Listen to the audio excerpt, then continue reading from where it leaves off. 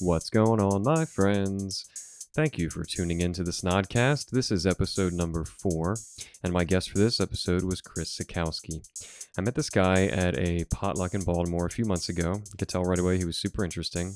We were talking about his hiking through the Himalayas and teaching workshops in Thailand and India, and I was like, oh yeah, this guy is pretty cool. So, he agreed to come on and talk about his whole journey. He's 30 years old and has been to about 30 countries already.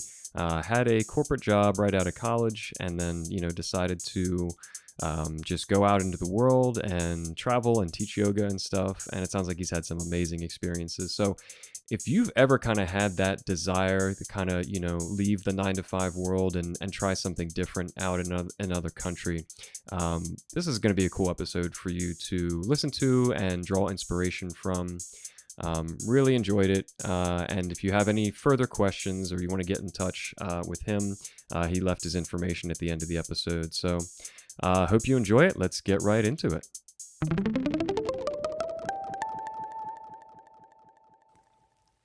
Hi, Chris. How's it going, Graham? Good. How are you, man? I'm doing great. All right. Thanks for coming on. Appreciate you coming down. Yeah, thanks for having me. Or coming up, rather. You came from Baltimore. So, Chris, let's start out by telling people what you do for a living. So I'm a yoga teacher. I also practice and teach massage, Thai massage, and a form of internal organ massage called Chine Sang that comes from the Taoist monks. I play a bit of music. I'm a drummer and dabble in guitar. I like to write, and I travel around a lot. So really, it's just kind of chasing whatever is out there and trying to share my passions with as many people as possible. Beautiful. Love it.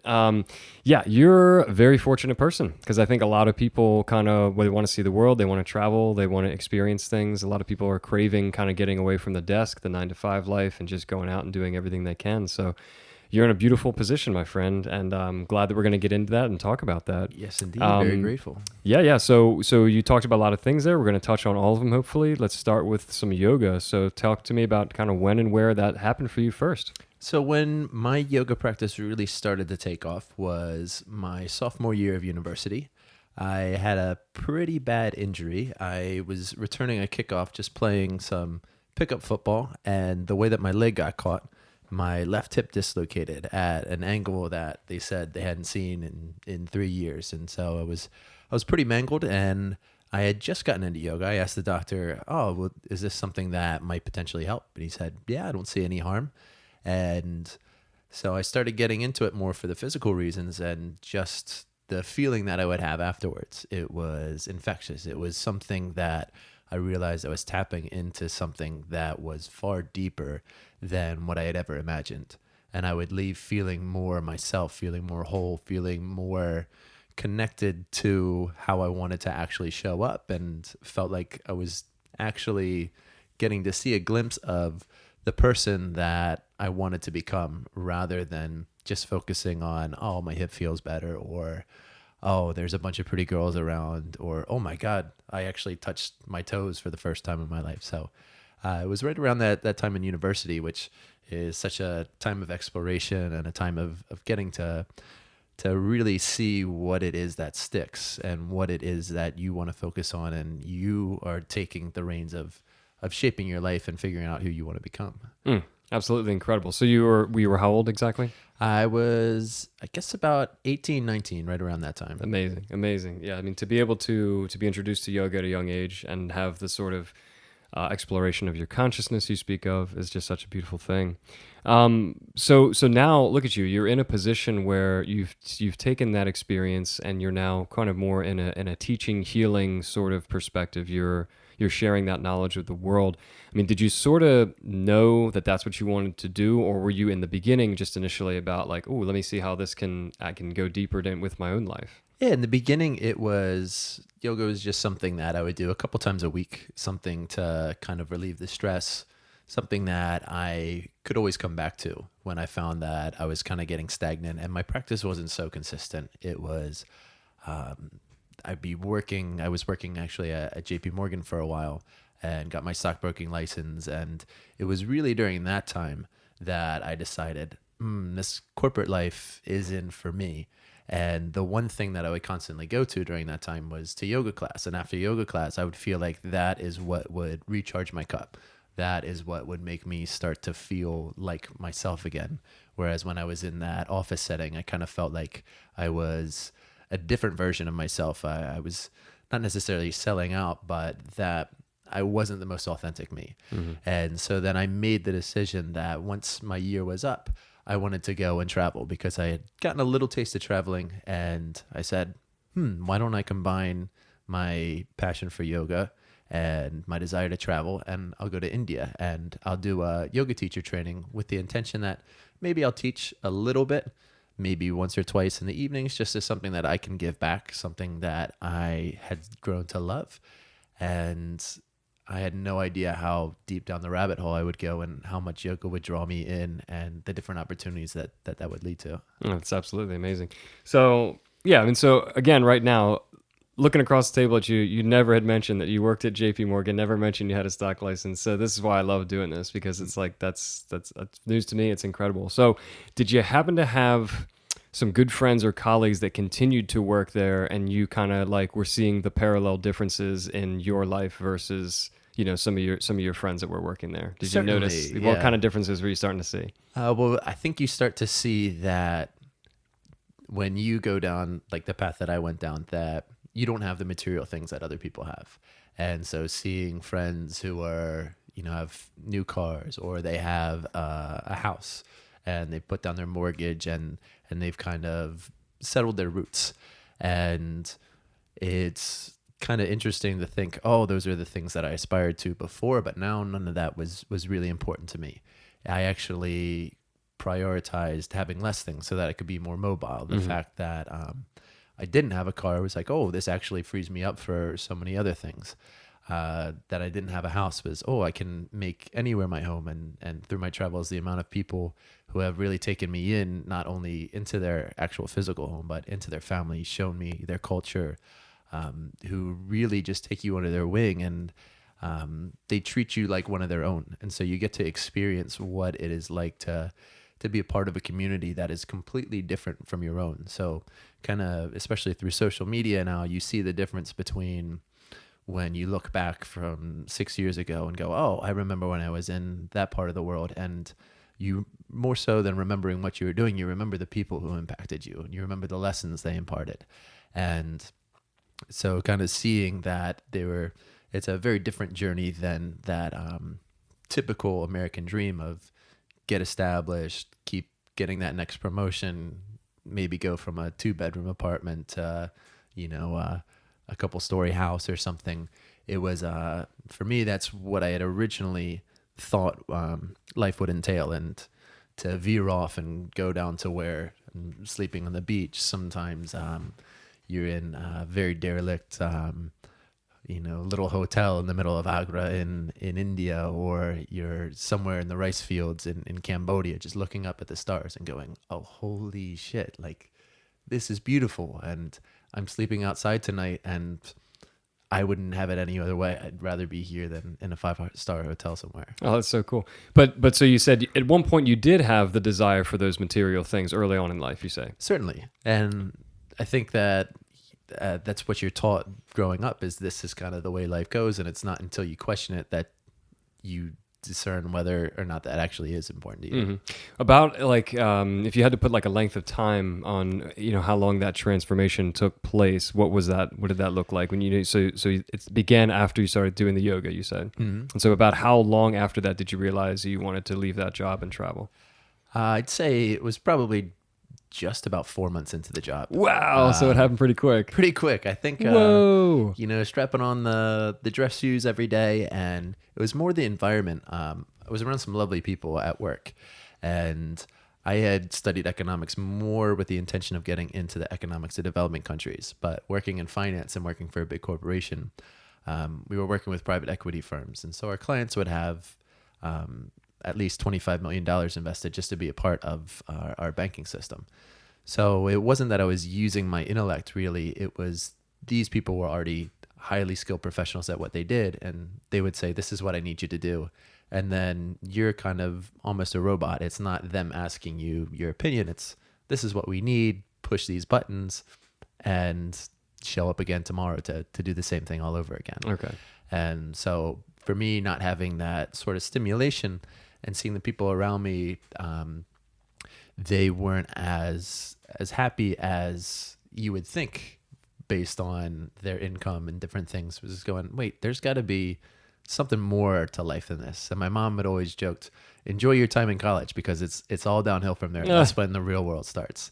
And I told myself, no, this can't be the rest of my life. This can't be how I spend the next 80 years living on this paradigm that my best years are behind me. So that was one of the big influences in just saying, take the risk now while you don't have the responsibilities tying you down of kids or anything like a career that I've already committed so much time into and sunk a bunch of money into, and going, man, cut the ties, the cables that are holding you down, and just see where the wind takes you, and just trust that you can always land on your feet. You have certain skills that you can always come back to, that, even if you fail, through failing, you're going to learn so much more. Oh, 100%. And better to have tried and failed than to have just been complacent.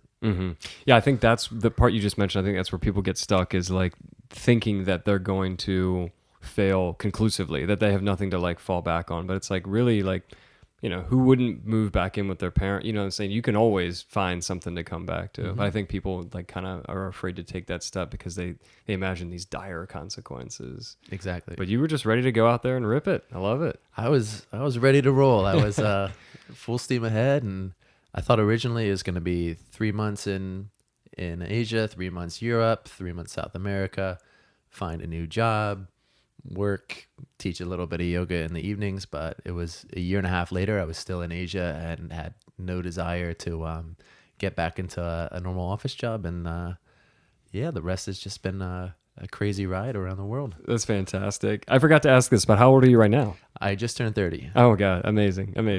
Okay, so the first trip out of the country was to India then. My first trip out of the country was actually to Australia. I did a semester abroad, but my first solo trip was to India. And not really solo. My best friend Gabe, I brought him along with me. And after India, we went to Nepal, and we were doing some hiking. So we trekked through the Annapurna mountain range, the Himalayas, for I think it was like 23 days.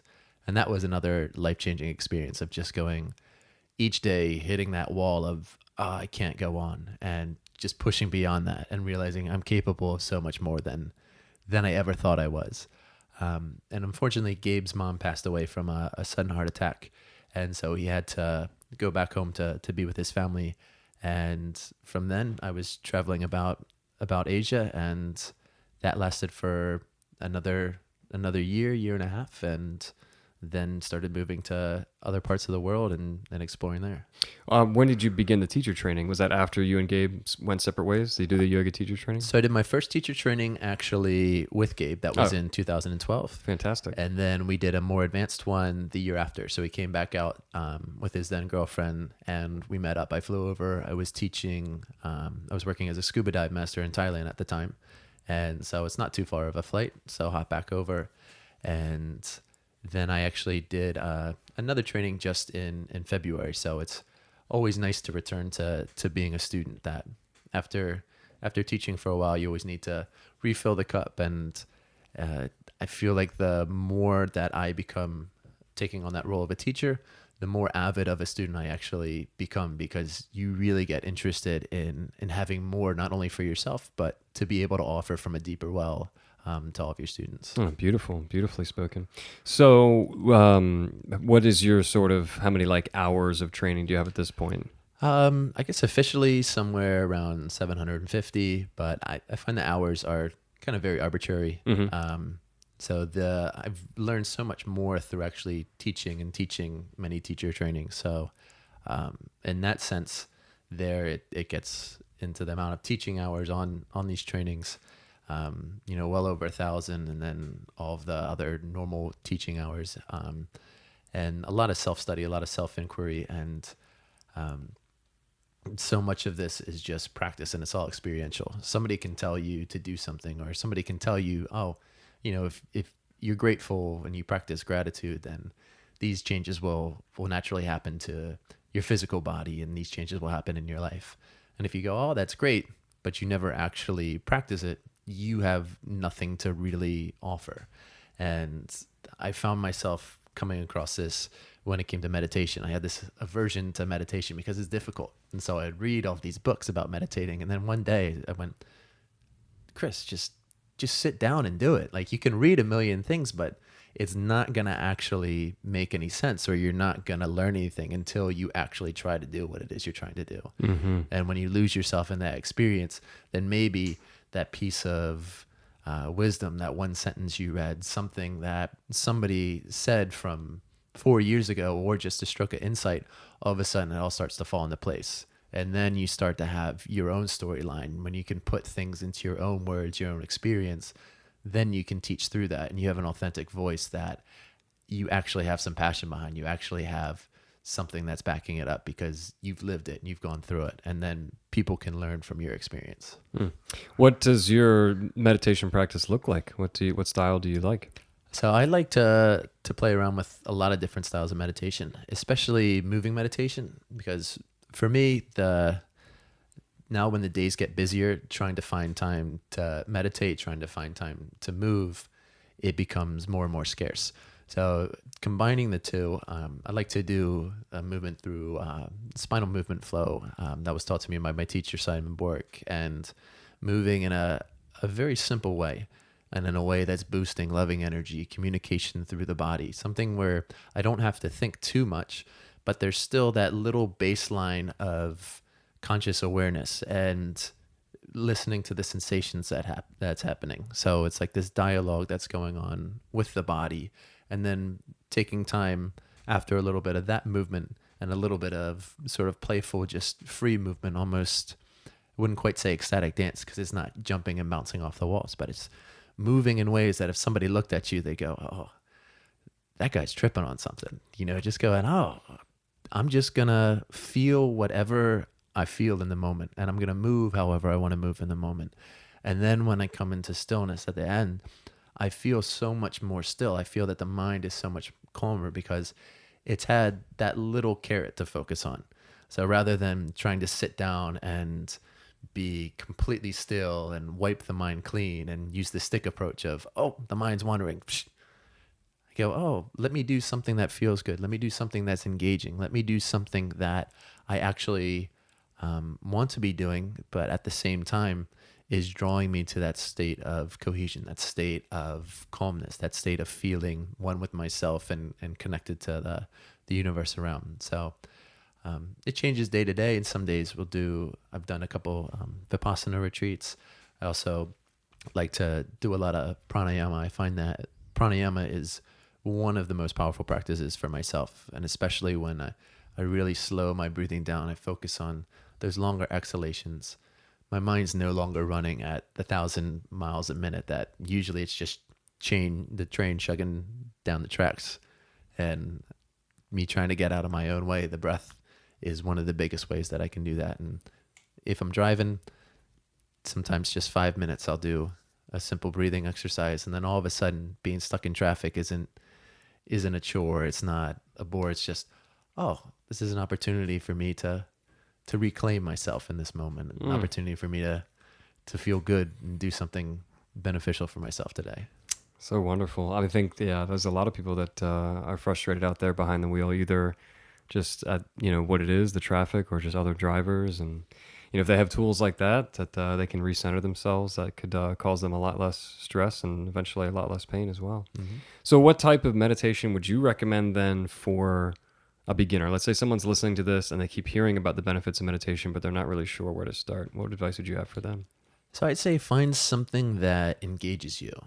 Like we said, especially when you're starting off, to try to sit in stillness and wipe your mind clean, you're going to have a lot of aversion to that because the mind's going to go, this is boring. I'm not enjoying this. But if you do something, say you like to dance, so you do something where you put on music and you just dance and you lose yourself into that flow state, and you think, okay, I'm not going to try to do specific moves. I'm not going to dance in a way that I would at the club, I'm just going to see how the body wants to move right now. And I'm going to bear witness to that, and I'm going to be a part of it. and I'm not going to be attached to how I look or trying to create a certain sensation, then you're doing something that brings you pleasure. It's engaging. And that's half the battle, is finding some sort of a way that you can make something interesting. You can make something playful. Because if something is interesting to you, then you're more likely to repeat it. If you go, oh man, it's torture for me to sit down and cross my legs, my body aches, and there's so many other things I could be doing, then you're going to be focused on those so many things you could be doing rather than focus on what you are doing. So even though sometimes moving meditation is looked down on, having something that is engaging you there, you can still get all of the benefits. You can still have the mind concentrating on something and everything else being pushed away to the periphery, but it's something that you really enjoy. So you're more likely to come back to it. And that's the hardest part in beginning in meditation a lot of times, is actually finding something that you can stick with, because we find it so challenging, and there isn't that, oh, this is exciting sort of aspect to it. Mm-hmm. But if you're talking about just kind of being present in the moment, do you think it could be applied to something like music or painting or cooking even? Oh, certainly. Anything that you do in life could be meditation. You look at the Buddhist monks, a lot of times the way that they're walking, just walking very slow through the forest.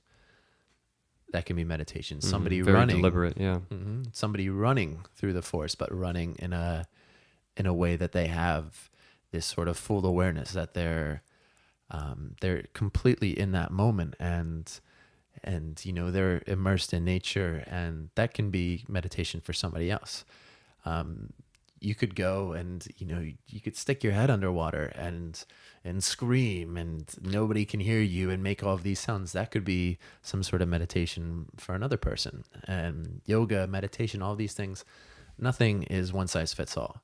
And we think about that from a physical standpoint. If our body is our vehicle through life, and we want to maintain it, but we have to recognize that everybody has a different make and model. So if you're built like a truck and I'm built like a sports car, if I try to haul a sofa, it's not going to work very well. And if you try to go to the drag race and peel out, we're not going to be taking care of our unique selves. And the same thing with our minds. Everybody's a little bit different. And so we can't approach it that, oh, this one thing is going to work for everybody. But with that being said, there are certain tools that we universally have as humans, and the breath is one of the big ones. The breath is really the quickest way to access the subconscious, to access the dynamic between our conscious and unconscious mind and the nervous system, and something that we have available in each and every moment. So for a lot of people, just starting with the breath can be very, very powerful, because that shift of, oh, I'm in this fight or flight mode, this stress that we're constantly going through the day with, this overstimulation, going, oh, if I just take a couple of deep breaths, I really slow my breathing down, I allow my belly to actually bulge for once in what seems like forever, because we're always trying to appear attractive. All of a sudden, the vagus nerve starts to get stimulated. All of a sudden, we start to feel calm. All of a sudden, all of those problems start to fade away, and we can actually relax for a second and enjoy what the present moment has to offer. Mm-hmm.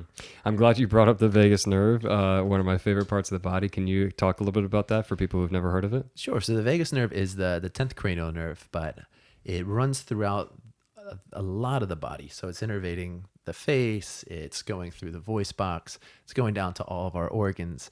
And I consider it one of the most important nerves in the body, because when it activates, it is bringing us into a state of rest and digest. So if we were to simplify the nervous system, and we talk about the aspects that we can control and the aspects that happen automatically. And if we focus on what happens automatically and we break that into two branches, then we have rest and digest, or we have fight or flight. And we spend so much time in fight or flight because anything that is sort of stimulating us, or, think about the last movie you saw, and there's probably so much loud noise and a lot of sudden flashes, or all these different things that are stimulating. And when we're driving, how many people cut you off, and Usually we have the music blasted and we're rocking out, or there's all these different things going on. And so we're usually stuck in this state of fight or flight, and that's creating stress, and it's causing the blood to be flowing more towards our muscles, because our body on a evolutionary level is thinking, oh my goodness, what if there's a saber-toothed tiger?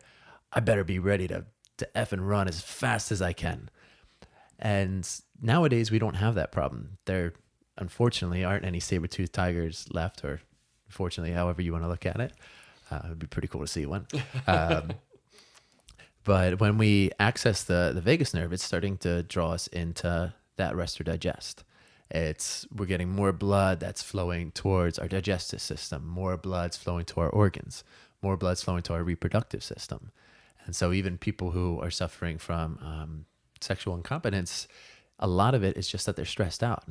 Breathing can be one of those things. When you start to breathe into the belly, when you're really using the diaphragm, since the vagus nerve helps to innervate the diaphragm, when we're really breathing and taking a deep breath as low as we can, we're sending information to the brain that's essentially like, oh, I'm okay. We can chill out. Let's focus on repairing our body. Let's send blood to the organs. Let's start to send love to getting rid of everything that doesn't serve us, all these cells that are starting to die out. And let's start to really focus on taking care of our internal environment, because right now our external environment is safe. And something interesting about the vagus nerve is that around 80% of the neurons are actually going from the body towards the brain. We always think of the nervous system as the brain sending information out, but it's this two-way highway. And the vagus nerve, there's something called polyvagal theory, which is this idea that we have sort of the upper and the lower vagus nerve, and that there's a ladder of sort of emotions and different thought processes and our ability to react and respond to stress in different ways. And in that dynamic, the information is traveling faster through some systems than others. And so really our more evolutionary parts of the brain, focusing on things like compassion and our ability to communicate and recognizing facial patterns and stuff, it's a little bit more supercharged. Whereas our more basic needs are kind of on that slower, they're in the slow lane of the highway. And they've even done studies where people who have higher vagal tone are more likely to be compassionate. They're more empathetic. And actually, I saw it, you have a little poster in your house here that says, if I want to make somebody else happy, practice compassion. If I want to make myself happy, practice compassion. Something along those lines from the Dalai Lama. And really it is the more compassion that I can show my own self, which a lot of times is just saying, hey man, it's okay. Take a deep breath, get out of fight and flight. Like nobody's going to come steal all your shit. Nobody's going to jack you up right now. You are fine. Just take a moment. And all of a sudden, rather than focusing on all the problems, all the obstacles, if you can then add on a drop of gratitude and you go, wait a second, I may not have gotten that promotion that I was up for, but hey, I still have so many things going for me. I still have this beautiful grass beneath my feet. I have this air to breathe. And when we kind of get as the sight of that bigger picture, it no longer is, woe is me, the universe is out to get me. It's kind of, oh, there are all these gifts around. And when we change our perspective, we start to recognize the gifts rather than focusing on the challenges. And then we can use those gifts as tools to overcome those challenges. And it just completely rewires our approach to life. And at the same time, we're taking care of our vehicle. So you're treating the sports car as it's meant to be treated. You're treating the truck as it's meant to be treated. You're actually servicing your engine. You're taking care of the oil and stuff. Whereas if you were to just drive that car and drive that car and drive that car and never take care of it, eventually it's going to break down.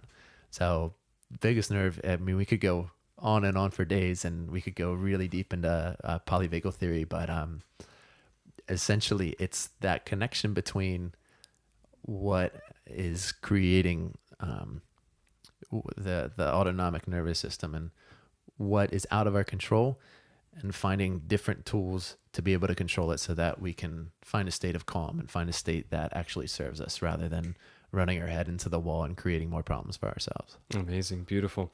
So like, I guess just to sum part of that up, you said a lot of really amazing things, but like one good take home message maybe for listeners would be that stimulating the vagus nerve and getting into that state of relaxation is really the number one way that the body can heal itself. That is one of the quickest ways that you can access that. If you want to think of like a life hack is, there's different ways to stimulate the vagus nerve, but one of the easiest is just to take really deep breaths into your belly, let your belly expand. And if you can think even deeper, if you can expand your pelvic floor, like my teacher will say, imagine you're about to defecate, but not. Imagine you're about to urinate, but not. And breathe into that space. And that but not is very important. So you want to do that on an empty stomach if possible. Mm-hmm. But the lower we can send our breath, the more the diaphragm starts to drop down, the more that our organs actually physically get massaged, the more blood that starts to go in there. And if we think about it, it's really our organs that are way more important in our yoga practice, in our physical fitness, and all of these things. You can have the most hulking Arnold Schwarzenegger biceps, but if your liver is failing, you're screwed. So it's like, take care of what's taking care of you. Oh, amazing. And a few moments ago, you also mentioned gratitude. So let's say somebody typically has a more like negative outlook, they get frustrated by like the weather or slow internet or something. What are some tools people can use to help to slowly but steadily change their outlook and have more gratitude and practice being grateful? So I think if somebody just tries one thing, it's at the end of the day, write down 3 things that you're grateful for. Or if you have somebody that you share space with, you can hold each other accountable and say, before we go to sleep, I'm going to tell you 3 things that I'm grateful for, and you tell me 3 things. And just slipping into that state automatically starts to shift your entire nervous system. It starts to shift, it creates all these physiological changes. And it's not saying that you have to be grateful for things that you're not actually grateful for.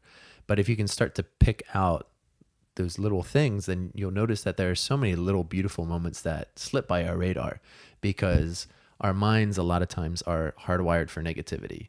We tend to focus more on the things that we think are threats because evolutionarily we want to make sure that we're safe.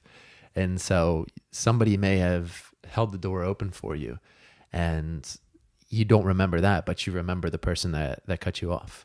And it's kind of this balancing act of where do I want to focus my attention on? So if you just practice at the end of the day, 3 things can be, I'm grateful for that delicious meal that somebody prepared for me, or I'm grateful that my favorite song came on exactly when I needed to hear it, or I'm grateful that this new toothpaste tastes awesome, super minty, or whatever it is that you're grateful for. Just kind of changing that paradigm of how that internal chatter goes starts to flood your body with all of these chemicals that literally changes your entire physiology. Awesome. Well, I'm grateful that you treated me to Chipotle tonight. Oh, well, you're welcome. I'm grateful that I got some Chipotle for the first time in 3 years. Oh my God. Just Did you as hear delicious that, as I remember. That's one thing they don't have in India is Chipotle, but you still usually have to go to the bathroom after Indian food. So, do you think anyone can do yoga? I think that everybody can do some form of yoga, and what my yoga may look very different from somebody else's yoga. I think the dogma that we associate with yoga is very much focused on the actual physical practice, the asana. And the asana really is just the tiniest little tip of the fingernail of what yoga really is. Because you can do these things with your body. You have people who are contortionists, and they wouldn't say necessarily that they're a yogi. And they could do things that I will never be able to do in this lifetime. And there's a family that works on organic spice plantation that I used to live on in India. And this is where we would teach some of our yoga teacher trainings. And they'd say, oh, well, can we come in and do yoga sometime? And they'd come and they'd do some of the physical postures and had this realization. It's like, you guys are practicing yoga all the time. They're the most beautiful family, and the land that they have has been passed down from generation to generation. And so what they're planting now is going to come to fruition for their daughters. They have two beautiful daughters. And so the trees that they're planting now, it's going to take 20 years before they start to be mature enough for some of these different plants to grow on them, the spices that they actually sell and they cultivate. And everything that they do with love. And the people who come through, they cook the most nourishing meals. The grandma cooks the best goddamn bangin' barda and the best food and gauri. They're amazing people who just live with compassion and love. And everything that they do is coming from a place of compassion and purity within them. And that is far more yoga than standing on your head or, breathing heavily in a hot room. That stuff really is arbitrary. The asana, using the physical body, is just sort of a preparation so that the physical body isn't going to be getting in the way of the brain. Because if you try to sit down and you have all these aches and pains, then what chance do you have to kind of slip into that state of going beyond just the self, of going beyond your physical body and, oh man, my back is killing me, and oh man, whatever sort of ailment you have going on. So for somebody who is confined to a wheelchair, their yoga is going to be completely different than the person who is going to the yoga studio 6 times a week. But their yoga is no less valid. There's so many different paths to the same sort of destination. And the destination has really very little to do with the physical body. So we can say that people have different physical limitations and maybe people have different mental limitations. But I think that as a race, we all have some sort of ideals that we aspire to, things, these truths that we recognize are things that we value, and it's moving towards and living those truths. Things like, being compassionate towards one another, being empathetic, being loving, showing up as the best version of you that you can possibly be for that day. That's your yoga, and that can take a million different forms. So I think that in the broader sense of yoga, it's something that is definitely available to everybody. In terms of the physical, there's certain limitations that many people will have. And that's part of what finding a skilled yoga teacher or somebody who really can work with you can help you to find out, is that you don't have to look like the pictures, because reality check is the majority of people in the pictures are hypermobile, which means that they have greater than average mobility. So if I tried to look like the person on the cover of Yoga Journal, I'm going to be breaking my spine even though I've been doing yoga for 10, 12 years. It's just not going to happen. And so if I think that that is what yoga is, then I've already set myself up for failure, and I've already boxed myself into something that is so much further beyond just the aesthetics or being able to make a certain shape. And the whole point is, if you're making these shapes with your body, it's how are you moving the energy? How is this shape sort of moving you? And the word asana means seat. So many times you see somebody in something really complicated and they're shaking and they're gritting their teeth. And it's like, can you actually take seat in that posture? Can you find the comfort and the ease in there? Because it's not something, yoga practice isn't something that you're supposed to feel like your energy's depleted afterwards. It's not supposed to be like exercise. It wasn't meant to be. It's something that's supposed to be boosting your energy. It's supposed to be sending this loving information and communication throughout your entire system. So if the form of yoga that you're doing is something that feels like it's draining, then maybe you need to direct your effort in a slightly different way, and it may open up an entire other universe of actually feeling it and letting the asana move through you rather than you trying to put your body into the asana. Move and the way will open. Yes. This is great. I think this is great for people to hear because, for one, you're letting people know that there is this whole other slew of advantages to taking a yoga class apart from, as you say, the aesthetic and just the physical improvements. People need to be aware that they too could achieve, like this altered view of life and priorities and love and gratitude and understanding that you certainly went through. And I think that's really incredible. And also, what you said about people's bodies is helpful too, because sometimes people get frustrated, like, oh, I'll never look like that. But it's like, I think what you just explained to people is like, well, that's just part of your genetics. That's part of your skeleton. Like maybe you will never look like that because this person's body is completely different than yours. So, and that's, it's similar to like, the unrealistic expectations of, models and magazines where everything is, modified and stuff. So, so what comes to mind when you think about kind of a great success story of someone you taught in terms of what you can be yoga or meditation? What's like an interesting success story from one of your students? That's a good question. I think maybe not necessarily a story. It's seeing people, former students, sometimes people that just come across with, maybe I just spent a couple hours with them in my travels. And then years later, seeing that they are taking on that role of holding space for other people, and that they have become yoga teachers and saying, oh, well, I've got sort of a similar story. I quit what I was doing because I realized it wasn't bringing me happiness.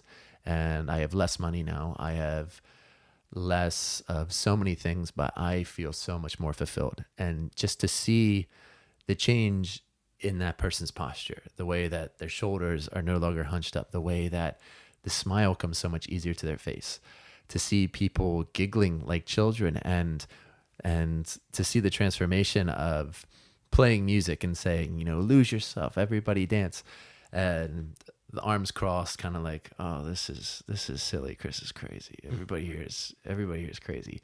To, oh, let me kick my feet off, throw my head back, let my hair down, and just let it go. It's when you see that liberation, when you see the change in the demeanor and the way that when people walk into a room now, and it really lights up, and to see some of my students have that impact on other people is just, for me, that's really what it's about. Or if I teach somebody to do body work and massage, and I love the feeling of how I feel after giving a massage, because I get so much out of it, and it's connecting with somebody, it's moving, it's this moving meditation. But to see it from the outside, and to see one of my students do that, and to see that connection, just as the person who just received is coming back into the room and their eyes open, and my student and the person who receives eyes meet, and there's just this electricity, like this, it's hard to describe, but it's something that really fills me up, to go, oh, something that somebody has shared with me, I've been able to pass that on. And these amazing practices they're not meant to be hoarded. They're not meant to be held. They're meant to be shared, and to be shared freely. And so it's seeing other people sharing that, and then that kind of little drop of inspiration being trickled into another person and another person. For me, that's the real success, is seeing this idea of compassion, of loving kindness, of tapping into what really makes you happy and whole, rather than what you think will make you happy and whole. That for me is the real success stories. And there's so many little individual ones, but it's really, it seems like the amalgamation. It's almost like this little tide that I feel that universally now, things that current is starting to pick up, and more people are going, oh, it's my right to be happy. It's my right to explore these things. And I feel supported, and there are people that I can look up to, and I feel comfortable reaching out to other people to help me on my journey. And we formed this thing called a Sangha, this meeting of the rivers. And at that meeting point is where, if we set up a picnic, it will be beautiful one day. And to see people walking in that direction and calling their friends to come along with them, that's a pretty special feeling. Fantastic. I love that. So, and what's kind of, I absolutely loved your answer just then in terms of how it's affected, the students and the kind of the idea of paying it forward and stuff. Just indulge me and share with me one sort of interesting experience that you've had personally that you would even consider magical or somehow otherworldly. Something otherworldly. If such a thing has happened. I've had a couple otherworldly experiences, but some of them involved outside influences.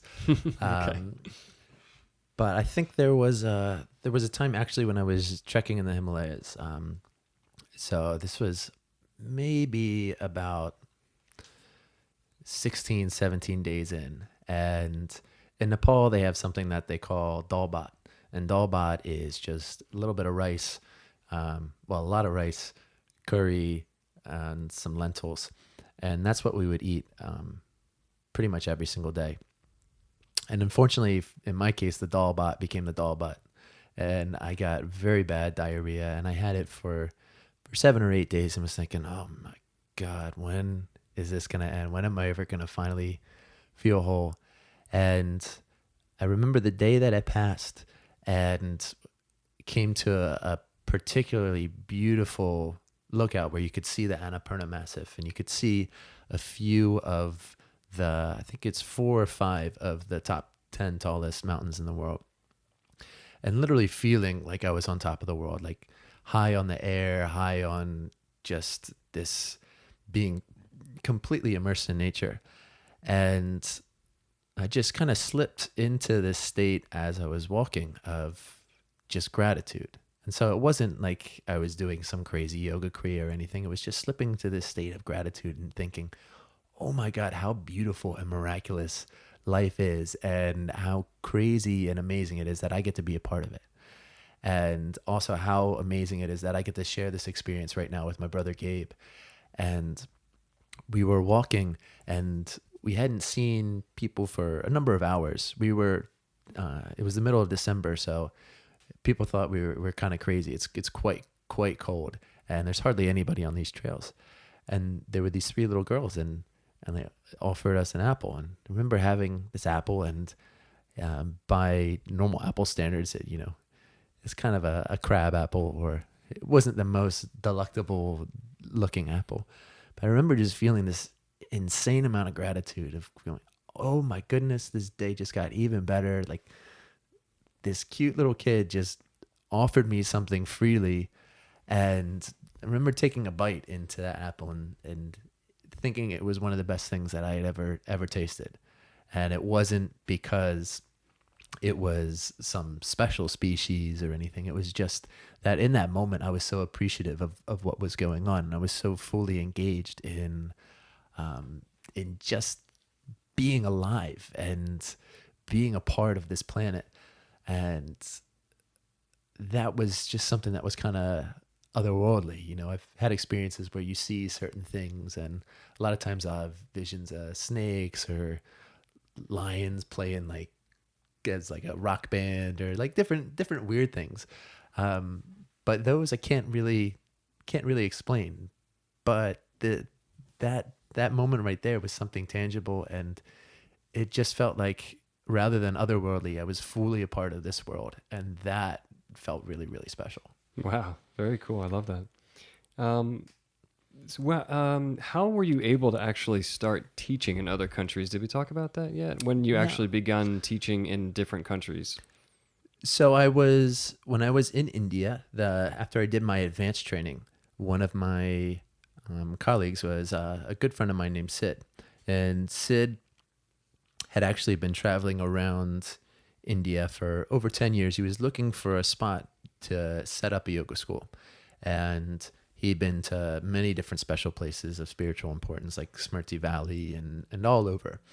And he wound up finding this spice plantation that I mentioned the family from before. And so Sid and I had become very good friends during our training. And he said, would you like to come and be a part of this? And of course I said yes. And having a background in studying a lot of anatomy and physiology through Thai massage, and just I'm a bit of an anatomy nerd myself. It's like this will be a great opportunity. And so that's when it really started to kick off for me. But if anybody thinks that there's a lot of barriers to teaching in other countries, it's actually quite easy. It's Yoga is something that is spreading around, so there's a lot of opportunities, and especially if you go to more tourist destinations, a lot of the teachers are there for seasonal work. So you may find a time or a place where somebody is leaving in 2 weeks and they're looking for somebody to take over, and you might get your foot in the door. Or what I would do a lot of times is, if I was traveling around, I knew I wasn't going to be in an area for a while, I spent a lot of time living in hostels, and I go, all right, hey, everybody, anybody interested in going into the garden and doing some yoga tomorrow morning? Or I was working at a surf and yoga camp in Morocco. Or when I was in Thailand, I was picking up classes and different clients and stuff, a lot of times through scuba diving, because people would go, oh, I realize that I'm going through a lot of air very quickly and I want to get better at this. Can this yoga thing you do help? There's so many different avenues. Nice. And so really it's just keeping your eyes and your ears open, and you can always tell yourself, oh, there's no way this will work. And I think the more you get out there, you realize that your network grows. And this was something I realized traveling as well, as people talk about careers. And if you travel and you leave, you take a sabbatical or something, then you're kind of giving up on your career, or you're giving up on certain opportunities. And when you're stuck in the same place, or not stuck, but when you stay in the same place, you're surrounded by the same people. So you hear about the same sort of things. And a lot of times those people in your network are all in the same field. And so they're not necessarily going to share or go out of their way to go, oh, let me try to put in a good recommendation for you for this job that I'm also going for. But when you're traveling, your network just expands and expands and expands, and people are so outgoing. People don't feel threatened that you're trying to take their job or anything like that. And the amount of people who have given me the foot in the door to go to another country and already have a point of contact, or already have a teaching gig lined up, it's been absolutely amazing. And people talk about, networking. One of the best ways that you can network is just to get out there and introduce yourself to new people. Be open to going to a different town, or in the town that you're in, get out of going to the same bar, the same circles that you're in, and you never know who you're going to meet. And really, it's the people that you meet that are going to be opening up those doors and those opportunities for you. Great advice. Let's talk about, like, so you've been around now. It sounds like you've mentioned India, Thailand. You've been to some of these places, but like, and you're young enough. Like, what is the dream? Like, what would be your ideal location in the world to both live and work in? See, that right there is the question that I'm trying to unravel myself. So I have done a lot of traveling. I've been to a little over 30 countries now, probably. And I've spent 3.5 years in India, over a year in Thailand, a lot of time in Indonesia, and all throughout Europe and South America. And every place has its beauty. So I could see myself in many different places. And for a while, I found myself looking around and going, I need to find the perfect place that I can set up, and I can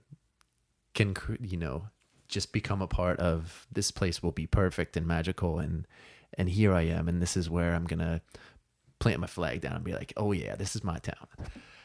And it was maybe 2 years ago, I remember seeing something on, it wasn't a billboard, maybe it was a poster, and it said, quit searching for the perfect place and start creating it. Like, don't look for paradise, create paradise. And I was like, oh, wow. So it's not that I have to be in a specific location. It's that I want to cultivate and start the sort of community that I feel will support people. And I would love one day to have something where people could come, and rather than just attending classes, they can come for a longer time frame, that they can actually start to get a chance to live and put into practice what I enjoy teaching. So if we're doing something like yoga or massage, rather than it being 4 weeks, wham, bam, thank you, ma'am, go and do your thing. Go, no, come for a couple of months. We'll take the pace down a little bit. We'll slow it down. We'll actually start to integrate these things. You can have the chance to teach some community classes while we're here to support you, rather than just sending you on your way and going, hope you can swim because we're chucking you into the water. And having something where have a little garden, going, oh, well, as part of what we're doing here, we're going to all help out in the garden. We're all going to have that appreciation for where food comes from. and then we'll take turns cooking, and the sort of things where you get nourished on all these different aspects, and that the land supports you and the community supports you. And I think that that would be more imperative to me than saying that I'd be by the beach or in the mountains. And I think that if you could have a couple locations throughout the world as well, it'd be nice to be able to kind of spread that seed around, and also to be able to enjoy different cultures and different landscapes, because I do very much enjoy being a part of these different cultures and all the different things that they have to offer. That sounds amazing. I like that idea. So I want to switch gears for a little bit here as we come kind of the close. I just want to talk about one more topic, and we could talk about it at length. It's kind of one of the last things I wanted to bring up. But I know, because we've had conversations offline prior to this, that you're a big advocate of nutrition and using food as medicine. So what in general would you like to say about that right now? I'd say in general, we just need to be a bit more aware of what we're putting into our bodies. To come back to that metaphor of our body as a vehicle. If your body's a car, if you start dumping grease into it and expect it to run, then you're just setting yourself up for trouble down the line. And we're coming to find out more and more that what we put into our bodies affects way more than we think. So people are talking about the microbiome and talking about the enteric nervous system, the second brain in the gut. And so much of our feel-good neurotransmitters are being produced in the gut. Over half of our serotonin and our dopamine are being produced in there. So when we think, why am I frustrated? Why am I not happy? One of the first things that we should look at is, well, what am I feeding into my body? And if you go, my body isn't performing, well, what sort of fuel are you putting into your car? And in a time where we're moving at a faster and faster pace, and food is readily available in more and more convenient ways, we recognize that so much of that is these sugars, these chemicals, these things that are overloaded that we know aren't good for our body, but we can't break out of it because we go, oh, I don't have the extra 5 or 10 minutes to go do that. Or I don't want to spend the extra, if you spent an extra $100 a month, you could eat so much healthier and cleaner. And you go, oh, but that's $100. But then if you think, okay, over the span of a year, $1,200, if you were to spend that money now, and that saved you one trip to the hospital in the next 3 years, then with the price of hospital bills now, that's probably more than worth it. And not only that, you got to feel great for those 3 years rather than feeling like shit and feeling like you're setting yourself up for failure down the line. So a lot of times it's kind of taking a step back and going, let me look at the bigger picture. And what here is really important. And so there's so many things. I know you're a big advocate of fermented foods, prebiotics and probiotics, and intermittent fasting, or different types of fasting that allows the body time to get rid of all the bad cells so that the new cells can flourish, rather than just kind of trying to keep the cycle going. It's something we don't think about. A lot of times we eat just because we're trying to pass through food through our system. So, if I just ate a huge hamburger and a milkshake and all these other things, and it's sticking around in my gut, and it's kind of a logjam in there, and everything in my gut, the little workers are going, hey man, it smells like shit down here. Like it's gross. Like, can you throw some more food down so we can flush this out? And that's sort of the signal that a lot of times we're getting from our brain, from our stomach to our brain is like, hey, send some more food in because it is gross and we're just trying to flush things out. And we don't realize that part of the reason we eat is just to keep having bowel movements, that, that elimination process going on. And so there are all these other forces at bay that affect our mind that tell us to eat or to eat a certain thing. And Candida is one of the types of bacteria that, especially in the Western world, we have a large overgrowth of. and it feeds off of sugars. And so if we think of it like an environment, think of it like the rainforest. And so if we have this candida and it starts to sprout and it's getting bigger and bigger, then it'd be like, say, the jaguar population just exploding. And you can think how that would wreak havoc on the entire ecosystem. It would strain the entire ecosystem of the rainforest. And when that's happening in our bellies, all of a sudden we have this one strain or many different strains starting to kind of overpower. And what does candida feed off of? Feeds off of sugar. And so when that candida starts to rumble and they're getting hungry, that second brain starts to send a signal that says, hey, brain, why don't we grab a Three Musketeers? Why don't we grab that Twix? Why don't I just down whatever sugary substances, take it to the face, and just more and more. And the more that we do it, the more overgrowth there is, the more that bacteria wants to be fueled so that it can continue to take over and dominate like Pinky in the Brain.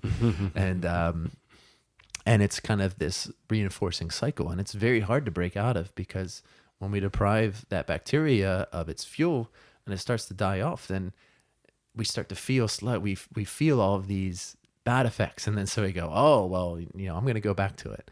And so it's very hard to break that cycle. And so it takes a lot of willpower. And if people can just become a bit more educated on what is good for them and what is bad for them, and for everybody, it's going to be different in terms of epigenetics, in terms of just what is actually available, what your allergies are, what you actually enjoy to eat. So it's, how can I find some way to make eating healthy pleasurable? Because like we said, if something's pleasurable, if something's exciting, you're more likely to stick with it. So it's taking baby steps, because a lot of times we try to just do everything all at once, go cold turkey, and then we just get slammed down, and the next thing you know, it's just bowl after bowl of cereal. I've been there probably even earlier this week, just going, one bowl of cereal, another bowl down, and just, they said, I'm not going to put cereal in my house anymore, because I am weak when it comes to those Fruity Pebbles and all that Captain Crunch and stuff. That's funny. Yes, I think so much of it is what you put in. And then when we think of the belly as well, a lot of us, we have a very complicated relationship with the belly. And this is what I like to focus on a lot in our yoga classes, is that we talk about the core and we talk about core strength. And a lot of times people will hear something like draw your navel in, but there's many different ways that we can do that, and using different sets of musculature. And the way that a lot of people typically do it, and this is a little bit more common in women than men, is to suck the belly in, so that we're pulling the belly literally towards the spine. So if you were to take your fingers and press them into your soft belly, and you think about engaging the belly, you can either do it by pushing your fingers out, or you can do it by pulling your belly away from your fingers. And by pulling the belly away from the fingers, we start to use the muscles that we use when we're exhaling. And then if that's happening, that means that we're opposing the muscle that we use for inhaling, the diaphragm.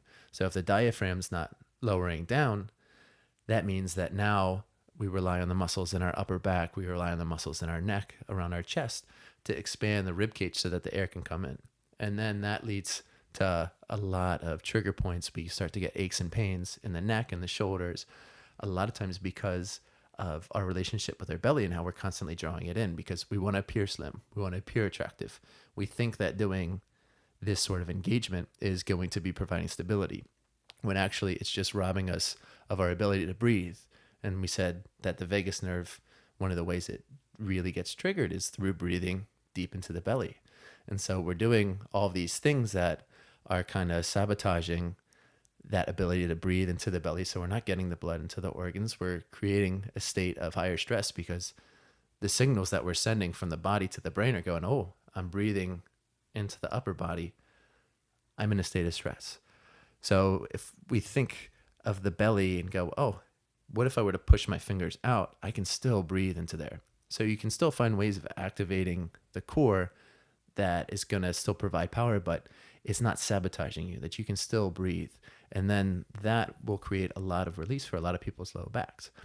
And if we can couple this awareness of when we're thinking about the belly on a physical way, and then going, oh, if we go inside and nutrition, if I'm taking care of it from the inside, if I'm taking care of it on a muscular level from the outside, if I'm using my breath to expand everything, then we're taking sort of a three-pronged approach. We're taking a more holistic view and going, I'm getting fuel through my breath.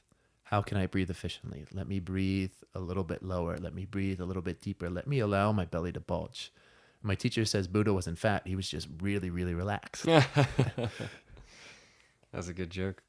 So, last question from me here, and then actually I think Amanda sent one in, so we can give a shout out and ask the question that she sent in. What's up, Amanda? But for me here, so what are your top 3 ways a person can care for themselves? Top 3 ways a person can care for themselves. I'd say one is definitely to be playful.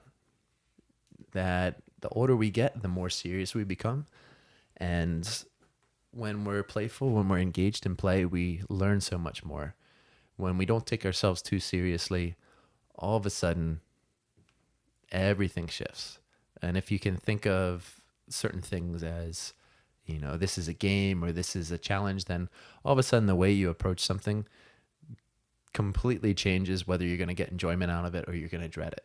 And the more that we can play and just be in tune with that childish part of ourselves, the more joyful we're going to be. Another thing for self-care would definitely be to start to notice and control your breath a little bit. That your breath is such an amazing tool, and every emotion is linked to a different style of breath. When you're anxious, you're stuck on the inhale. When you're depressed and sluggish, you're stuck on the exhale. When you're angry, that mother, you're breathing fast. When you're really lethargic, everything has its own breathing pattern. And so if you recognize that mentally something is going on that isn't really serving me, it's something that I'd like to change, then it's easy to just go, well, I'll just think happy thoughts and I'll just try to be happy. But when does that really make a quick lasting impression? It's very hard to meet the mind at the mind and try to change the mind. But if we meet the mind at the body and we go, oh, let me change my breath, and the mind will start to recognize that there's a different breathing pattern going on, trigger different chemicals, and then all of a sudden, I'm no longer angry. Because try to breathe really slow, try to put a smile on your face and say something angry, and you go, oh, that mother, even your tone changes. You don't quite feel it. It doesn't, your brain, it doesn't compute. And you go, no, I don't really mean it. I'm not really that angry. And it's not to say that anger or negative emotions are invalidated. It's that if you recognize that you're stuck in this and it doesn't serve you, the breath is something that you can always come to in order to change that. And I think one of the third things is touch. I think as a society, we need to take back touch. That the majority of what we hear about is that touch is either sexual or it is something that's invasive or it's harmful. And so we all kind of shy away from it. And we even shy away from self-touch. And so much is transmitted through touch, especially when touch is done in a loving way. And when we look at the animal kingdom, that's the way that so much is transmitted. And you look at apes and social grooming, and you look at dogs nuzzling up against one another. And we are creatures that were meant to be touched. We are creatures that are meant to be interacting in this physical way. And if we can start to explore that with one another in a way that is completely respectful of ourselves and somebody else, we'll notice that there's so much sensation that's passed along that you may not be able to find the words to say somebody, but you give them a hug, you just place your arm in a certain way or rest your hand. It can be consoling, it can be comforting, it can be arousing, it can be so many different things that get lost through translation when we're trying to use words. So if we can explore touch a little bit more and we can start to really send positive intentions through that touch and be touching from a place of actually trying to connect with somebody else in our lovemaking, in even in like our frustration and stuff, the way that we treat our body, then so much will get transmitted. And they even say that if you sustain pressure over a large area for even just a small amount of time, it automatically just shifts us, down regulates the nervous system. We start to come into a state of feeling way more calm. And so if you give a hug rather than the next time just wrapping your arms around really quick, and a lot of times we go into it being like, oh, is this a handshake or a hug? This is awkward. Just full on committing, going, oh, I'm going to give a hug. And as long as the person that you're giving the hug to, is open and receptive to it, let it actually stay. Let it stay for just 15 seconds out of your day. And I guarantee that your day will be so much brighter for it. That we shy away from touch. And when we can really start to own it and embrace it, then it's this incredible way of connecting that we've become disconnected from. And we can transmit so much loving kindness, metta.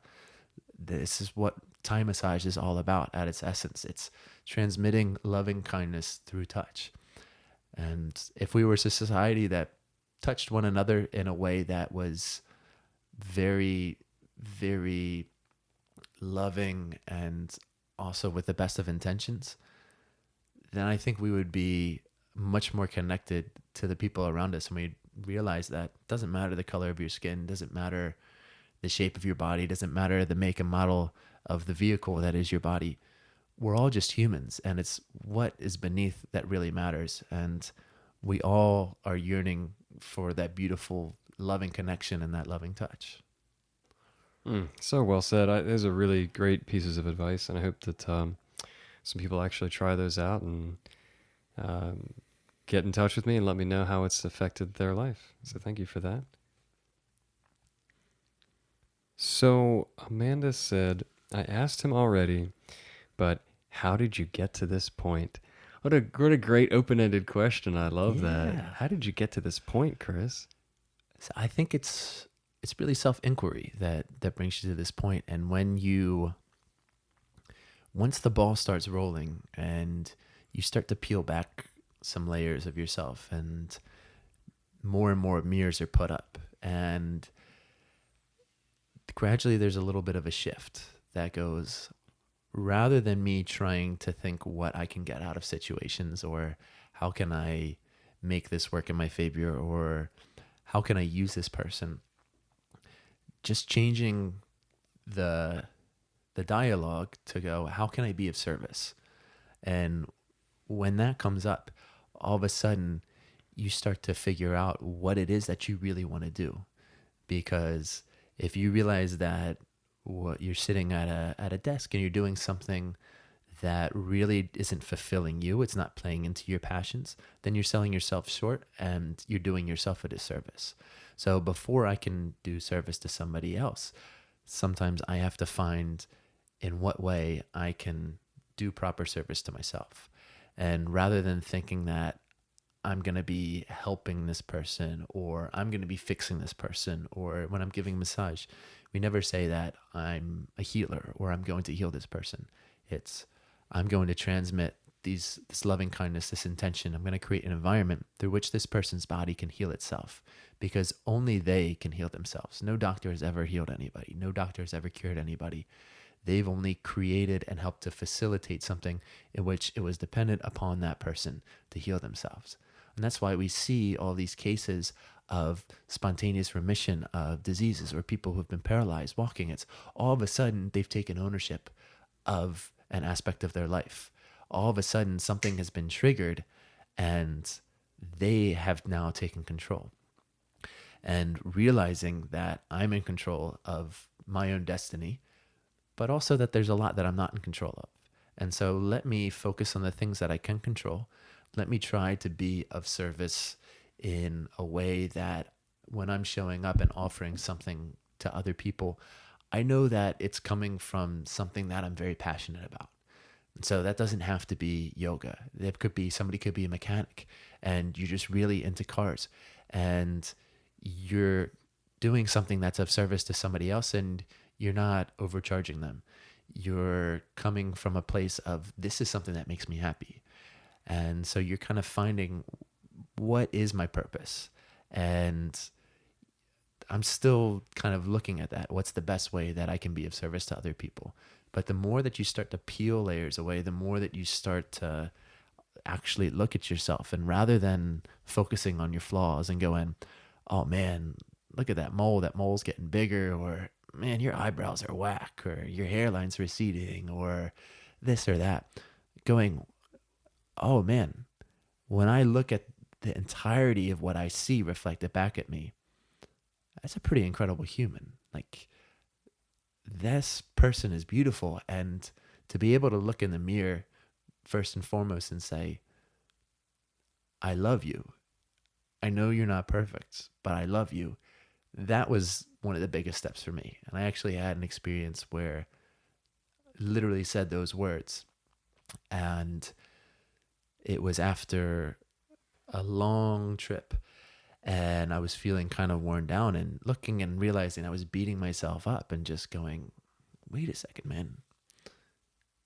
I love you. Like, you're fine. You're okay. And when we can start to look at ourselves in a way of positivity and going, I'm going to focus on my strengths rather than my weaknesses, and realizing that we don't have to be good at everything. And this was one of my lessons, and one of my challenges is, I'm very easily distracted and want to learn many things.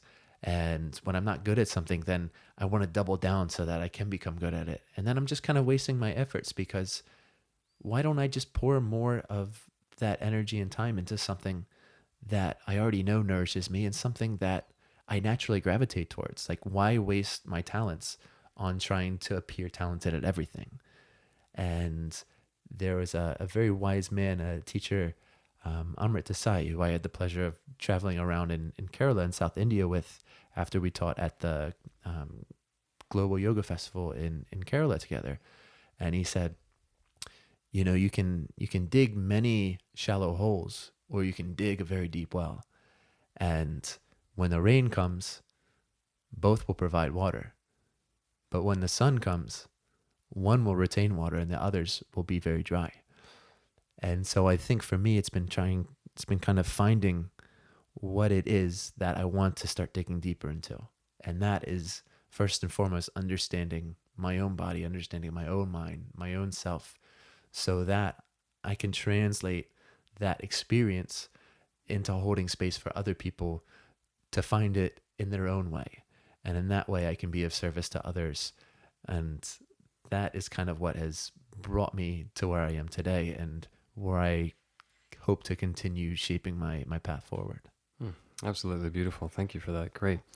Before we wrap up, did you just want to put anything out to the world? I mean, if people want to connect with you, follow you, workshops, website, Instagram, anything like that, you want to put anything out? Sure. If anybody wants to follow, they can. My website is www.madwayoga.com. That's MADWA yoga.com. And they can find all sorts of information about upcoming workshops, retreats. Do have a retreat that I'm co-leading with amazing Christina Chung. One is going to be in Tuscany, in Lucca, in September. And one is going to be a surf, Thai massage, and yoga retreat in Capbreton in Basque Country in France in October. And all the information they can find on the website. And if you want to find me on Instagram, feel free to reach out. The handle is _wandering, WANDERING _warrior. And feel free to send a message. Any questions? Love to hear from all the listeners out there. Okay, very cool. So, Chris, thank you again so much for doing this. I really appreciate it. Wonderful. Thank you so much for having me.